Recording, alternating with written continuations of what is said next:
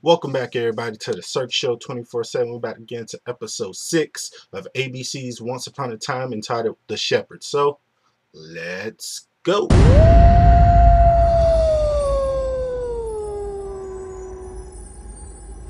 Okay, so in the real world, guys, in the real world, you got David. Now, we all know David. He's, the John Doe, aka in the fairy tale world, he's Prince Charming.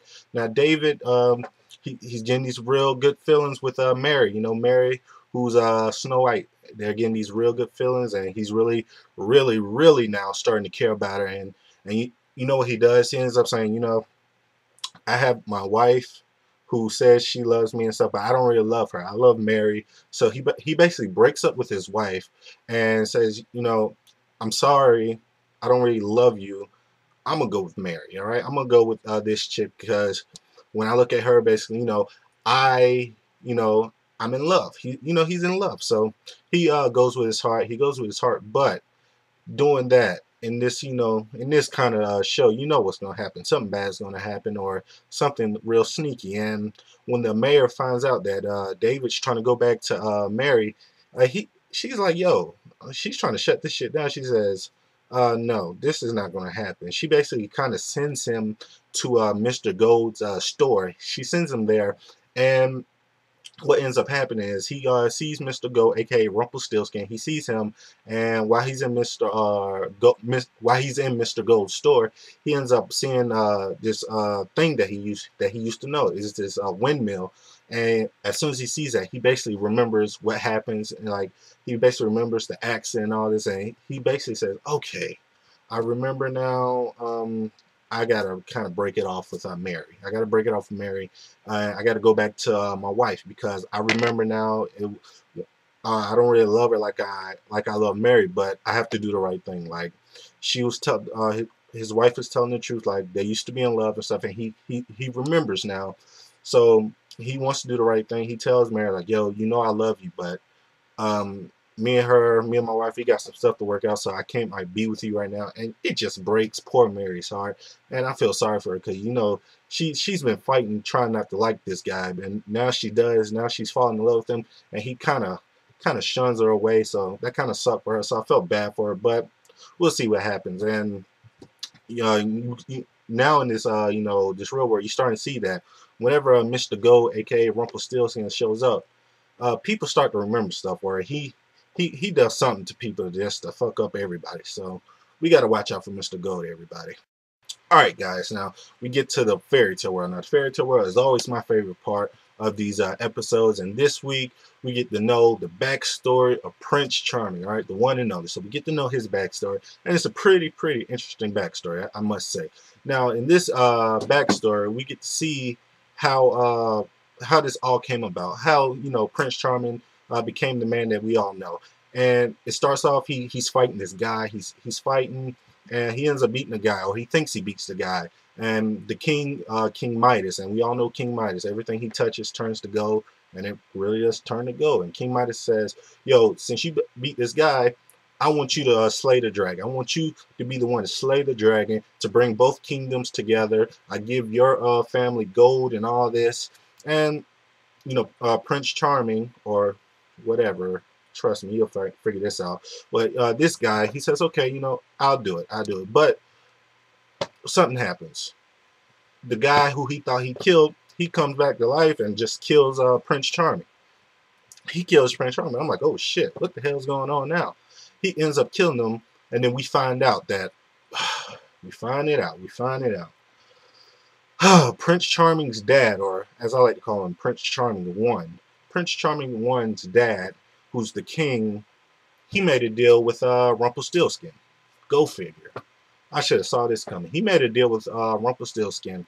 Long ago, the king and the queen, they couldn't have babies or whatever, so Rumpelstiltskin got him a baby. He got the king a baby in turn for a deal or something. So he got the king a baby, and that baby was Prince Charming. But the king says, I need you to bring back. He calls Rumpelstiltskin. He says, I need you to bring back my child, or I need you to bring back him, because he's supposed to be the one to help both kingdoms unite and stuff. But Rumpelstiltskin says, yo, I can't bring back the dead. But There is a way we can get your we can make sure you get all this. We do out a new deal and all this. And what ends up happening, we find out that he has a twin brother. He has a twin brother who's actually the real Prince Charming that we all know. All right, so we find that out, and I was like, wow, now that was a good twist. That was a really good twist. I like that a lot, and it made the show really interesting. And what was cool about this episode is you get to see that, you know, the real Prince Charming. I mean, before he was a prince, he was really just basically he was a nobody. I mean, he was a farm boy. He lived with his mom, just helping her out, and you know, he gets all this extra weight put on him by, you know, he's got to fill the shoes of his brother, who was his brave soldier and stuff, and he has to fill those shoes, but he doesn't really want to, but he has to, and you see that go back and forth. So I like that part of this episode. I thought it was really good. He he was the one that actually killed the dragon. He wasn't supposed to. He was just supposed to let the real soldiers do it and just take the credit, but the soldiers end up getting their asses kicked, and he ends up killing the real dragon. So, you know, we see that he is brave and stuff, and by doing this, he ends up have to marry the king's daughter, and he doesn't want to because he believes in true love, but he has to.